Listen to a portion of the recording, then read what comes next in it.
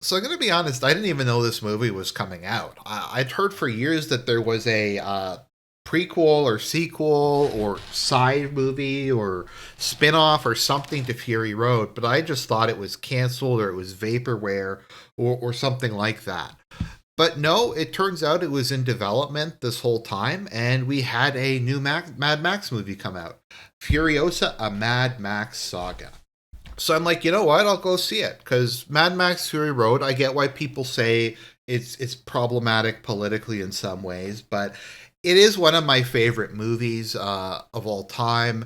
The aesthetics are incredible. The action scenes, the pacing, the music. It's just a really good movie. I'm not normally someone who really cares that much about aesthetics when it comes to film, compared to some other people, but it really just hits all the right buttons. And so, even though I generally don't like these prequels, sequel, ripoff, spin-off, stuff that's just not a mainline film that just feels like it's a cash in.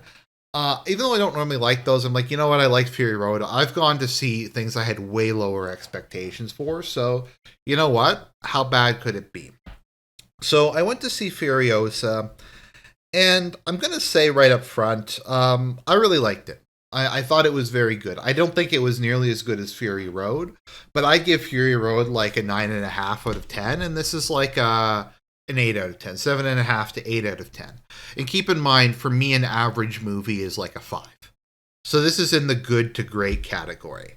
Um, and even though this had a big budget, I still think it felt cheaper and lower scale than Fury Road, even though they had the same budget. I guess there's inflation and stuff like that. But while I would have preferred to have like Mad Max 5, I'm happy we got this. I'm not like this isn't like Solo. This isn't like one of like Rogue One or one of those crappy Star Wars spin-offs.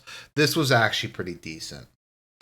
So this takes place. I'm not entirely sure of the timeline. I think it starts maybe 12, 14, 20 years prior to the events of Mad Max Fury Road, and it chronicles the life of Furiosa, one of the two main characters from Fury Road, along with Max, obviously. So in that movie, she referenced the Den of Many Mothers, I think it was called, or the Green Place, and that's the place that they attempt to go to, and it turns out that the land there has gone bad. A lot of them have moved on, and the remaining people are walking around stilts in a stomach, in a swamp. I mean, what's kind of interesting is the Den of Many Mothers is kind of the mirror of the Citadel, whereas the Citadel is the society that's kind of run on like extreme feudalistic, like patriarchy. I guess you could say toxic masculinity. The Den of Many Mothers is the inverse of that. It's this socialist collectivist utopia that has a very dark side. All the men are immediately exiled and have to live in the swamps and scavenge for food. And periodically they get hunted down, tranquilized, and have their seed milked out of them. So it's kind of at the surface it looks like some sort of utopia, but it's actually very dark, this kind of this dark feminist dystopia, and it eventually collapses. I like to think that it collapses because they were too soft, um and they were just they took in too many people. They didn't ration food enough. It's that their socialistic system eventually led to some sort of economic and ecological disaster. But I don't know. It's interesting though. We got a bit of that in the movie, but also a bit of it from some of the supplemental material. So Furiosa is living there, and in there is a forest nearby, and she's going there to pick a peach. Um, what winds up happening is there's some guys from a biker gang who show up and find the green place, and Furiosa immediately goes to try to cut the fuel tanks on their bikes because she can't let them get back to the green place. She can't let them tell them that they have this commune there because this is the wasteland, and immediately if they get back, the bikers are going to come and kill everybody. So she gets kidnapped, as kind of proof that they found this Garden of Eden of sorts, And one of the women, I'm not sure if it's her biological mother or if just because of the way the society functions, the children are raised communally and they just call any older woman their mother. But she chases after Furiosa, and we get kind of a cool cat and mouse chase scene across the desert where they gradually narrow down the different the various bikers. However, the bikers succeed ultimately in getting Furiosa to the our main villain in this movie, Doctor Dementis, played by Chris Hemsworth, who I think does a really good job. And we'll talk a bit more about Doctor Dementis in a bit. So she goes to them. However, her mother winds up breaking into the tent. It's kind of funny how her rescue attempt fails because there's like another woman there, and she begs Furiosa's mother to not kill her. She's like, "I'm a mother too, female solidarity," and her mother's like, "Yeah, female solidarity." And then they go away, and she immediately goes and rats them out. And then the Furiosa's mother gets shot at, and they damage her. I think it's her fuel tank. So there's only so far they can go.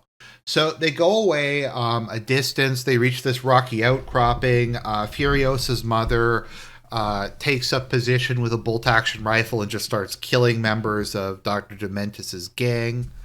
Eventually, she's captured. Furiosa goes back to try to help her mother. Her mother gets crucified and mutilated, and Dr. Dementis kind of keeps her as his surrogate daughter slash pet. He wears a teddy bear on his armor, which apparently belonged to his children who died sometime during the wars after the apocalypse, prior to the events of the movie. We get some kind of interesting lore introduced to this with this guy called the History Man, who's kind of like a Mentat from Dune, and his job is just to remember the past. And he wears robes that are just completely covered in writings, and it's tattooed into his skin. And whenever like Dr. Dementis needs someone to like be his herald or to give advice or something like that, he always has the like eloquent speech or the historical quote or something like that. And the History Man says to Furiosa, "Look, you're smart. You should try to become a history man too, and that might be a place here. You need to make yourself indispensable to Dr. Dementis." So Dr. Dementis is interesting because at the beginning we're not really sure what to make of him. When we first see him, he's in the desert. He's in like a tent, and he's wearing like a white robe.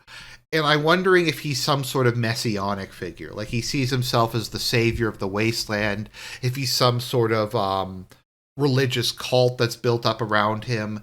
And maybe he's going to be kind of like the more Abrahamic cult in contrast to Immortan Joe's more pagan cult. And he has this very strong kind of populist rhetoric, like taking back what's theirs, making the rich pay, stuff like that.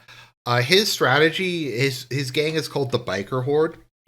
It seems like he very heavily relies on quantity over quality, and they'll take pretty much just about anybody who wants to join, and so they will have this massive horde. So I'm not sure what the exact population of the Citadel is, but I think he probably has a larger army than Immortan Joe, although he doesn't have any of the logistical advantages. So while they're out raiding, they come across one of the war boys from the first movie, or from Fury Road. Now, just as kind of a reminder, the war boys are the shock troopers of Immortan Joe. They're known as Half-Life boys as well. So in the Mad Max universe, to my understanding, a Half-Life is someone who has severe cancer or deformities from radiation, whereas a full life is someone who's largely just a pure human, as it were. And most of the war boys are Half-Life in that they all have really bad cancer, and most of them are going to die relatively quickly, so they tend to be suicidal. Immortan Joe's created the cult of the V8 with himself as a god, and the idea is if you die in service to Immortan Joe, you will be taken to Valhalla. Anyway, so the war boy leads them to the Citadel. Dr. Dementis immediately demands that Immortan Joe surrender. Now, once again, as kind of a reminder of Fury Road, Immortan Joe was known as Colonel Joe Moore. Prior to the events of this movie, he was a war hero from I forget if it was the oil wars or the water wars or whatever the wars that triggered the apocalypse were.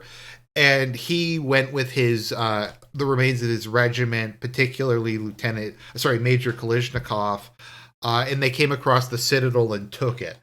And he set up this totalitarian, highly regimented society wherein the Citadel is on top of a series of rocks that's fed by a natural aquifer. So the people there have clean water and, more importantly, food. And there's two other settlements, the gas town, which is on one of the last remaining working oil wells, and there's also the bullet farm, which is built on a lead mine. So the bullet farm is led by the bullet farmer, who is Major Kalishnikov, his second in command from the military days, and Gastown goes through a variety of different leaders. So it's kind of interesting to see how the economy between them work in this movie. So the point of the war rig from the first film is the war rig facilitates trade between the ones. So it'll go with crops full of like cabbages and potatoes and stuff like that to Gastown, as well as breast milk and water. And they will drop that off, and then they will fill the truck up with gasoline or pitch or whatever, and bring that back. And similarly, they will drop off food at the bullet farm and pick up, or I guess drop off also oil at the bullet farm and pick up bullets and guns and stuff like that. So I always find Immortan Joe interesting, and maybe we're going to take a slight digression, because he's very much the borderline between how much can be where you can go with the ends justify the means.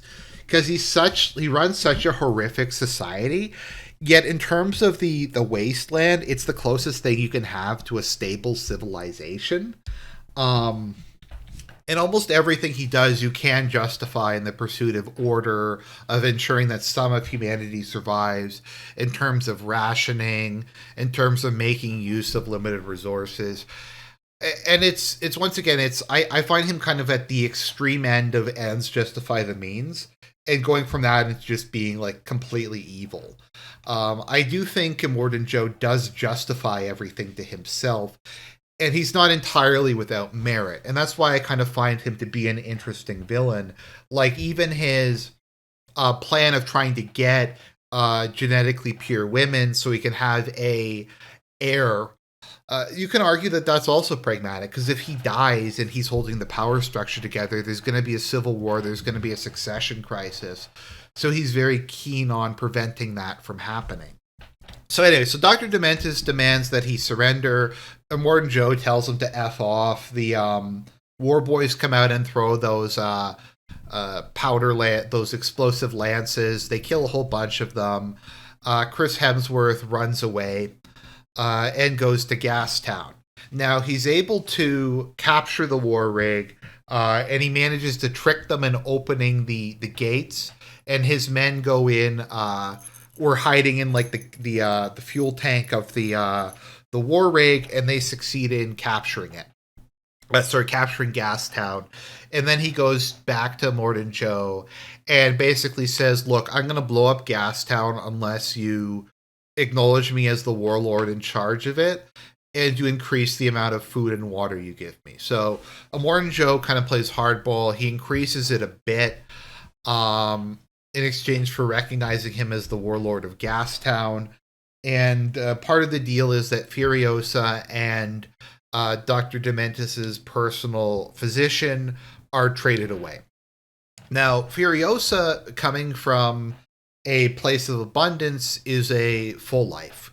She does not have any genetic issues with her. So she's initially going to become one of Immortan Joe's harem. His harem of women who are not mutated, in his attempt to get a genetically perfect son. Because of his sons, like, one of them is a psychopath, one of them is very intelligent but severely deformed, and one of them is extremely physically strong but is mentally handicapped. So none of them are really worthy to succeed him. He wants somebody relatively normal who he can properly raise. And as time goes on, he's getting more and more desperate as he's getting older. And also, as with everybody in the Wasteland, the radiation might eventually kill him. He wears his breathing mask, which I assume filters a lot of the particles in the air out, but I mean, it can only do so much. Furiosa succeeds in escaping, and she winds up going into infiltrating into the working class of the Citadel.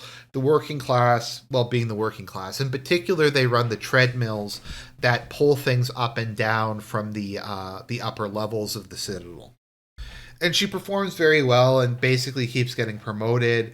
She wants to get back home to the den of many mothers, and she stows away on board the war rig.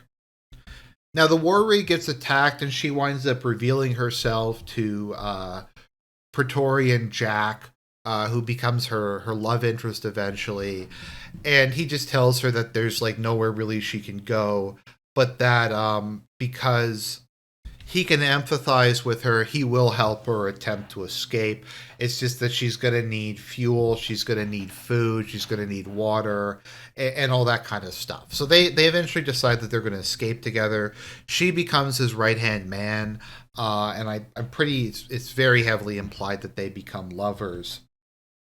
And they run the war rig and have a somewhat privileged position. Now, things are starting to really go to shit because it turns out Dr. Dementis is completely incompetent and incapable of running Gastown. He's unable to properly ration food, he's very excessive, he's very lazy. He brought in the biker horde, this immense influx of new people. So he brought probably like doubled the population of Gastown, but only got like 25% more food or something like that. So it's nowhere near enough, and the system is rapidly breaking down. Now I find it interesting the kind of the contrast between Immortan Joe and Dr. Dementis. So Immortan Joe is, I think, kind of the archetypical example of someone who's lawful evil. He's established a regimented society that functions. It's extremely cruel. It doesn't particularly care about the individual, but there is a certain collective ethos to it that if we all work towards a common goal and a common end, most of us will at least survive. It's not entirely a dog-eat-dog state of anarchy. There is a logic to it, and there is a long-term sustainability to it. Dr. Dementis, even if he's more kind of personable on the surface, and he has his populist redistribution of wealth talk and stuff like that, is basically just a nihilist. He just likes to live the high life. He likes to order people around.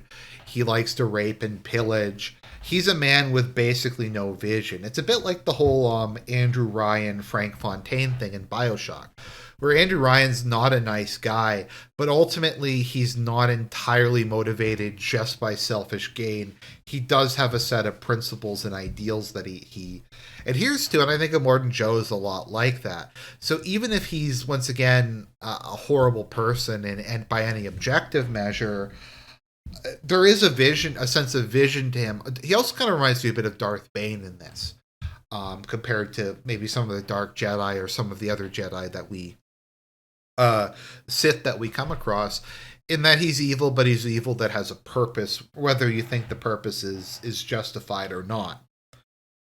And so Gastown basically breaks down. They go there to get fuel. They aren't able to get any fuel because there's a riot. Dr. Dementis calls a meeting of the four warlords. Immortan Joe is just like, I'm tired of dealing with this asshole. He has no idea what he's doing.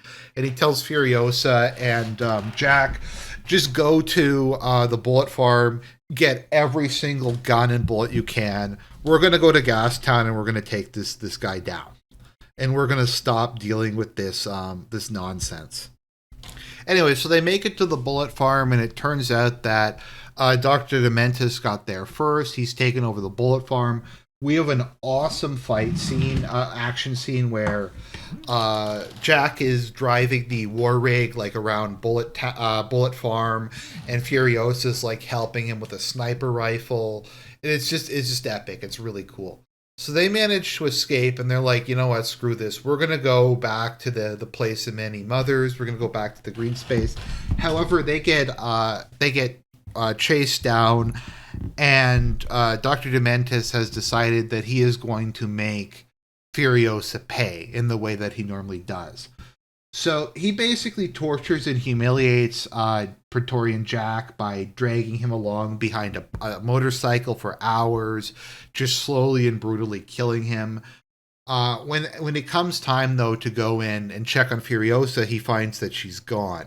Now she had her arm basically completely mangled in the crash where she was caught.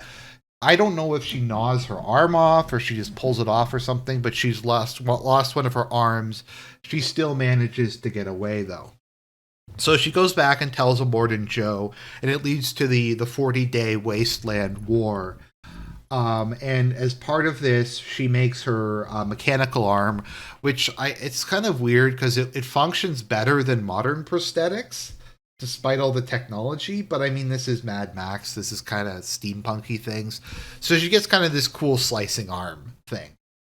And her goal is now at this point that she's going to kill Dr. Dementis. Like, he's got to go down. He killed her mother. He took her away from her home. He killed her boyfriend. She's pissed off.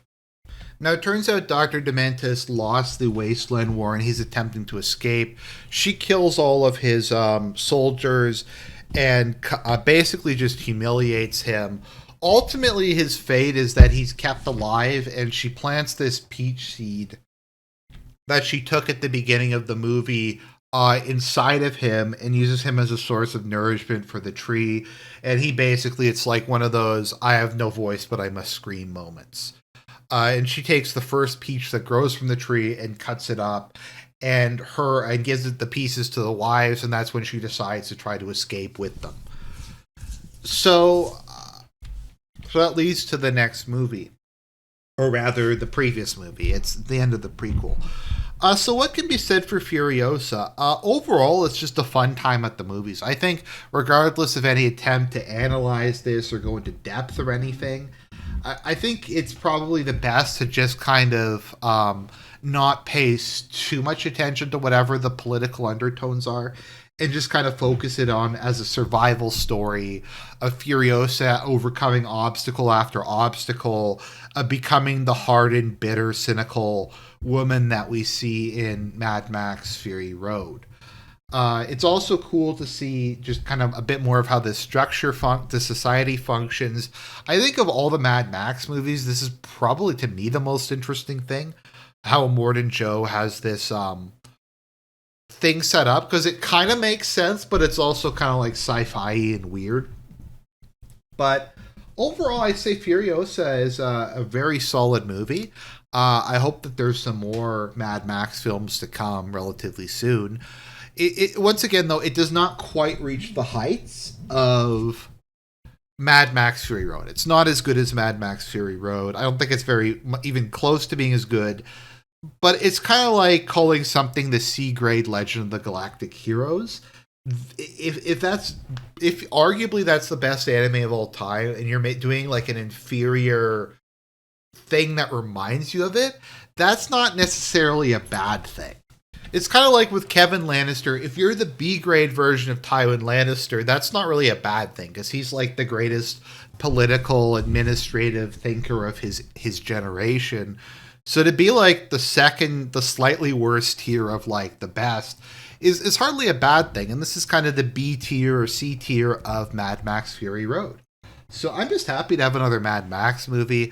I had a blast watching this. This was a lot of fun at the movies. This is an easy recommend. This is a very easy recommend. Definitely recommend you go and give it a watch.